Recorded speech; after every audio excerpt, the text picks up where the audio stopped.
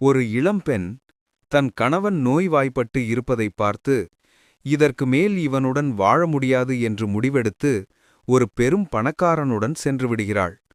அவனுடன் சென்று சொகுசு வாழ்க்கையை வாழ்கிறாள். தன் மகனையும் பேரனையும் காப்பாற்ற வேண்டும் என்று முடிவெடுத்த இளைஞனின் தாய் ஆப்பிள் மரங்களை நட்டு வைத்து விளைந்த ஆப்பிள் பழங்களை சந்தையில் விற்கிறாள். அப்போது அங்கு வருகின்ற ஒரு பெரிய கம்பெனியின் முதலாளி பாட்டியின் ஆப்பிள் பழங்களை சுவைத்துப் பார்க்க அதன் சுவை அற்புதமாக இருக்க பாட்டியிடம் ஒரு பெரிய ஒப்பந்தம் போடுகிறார்.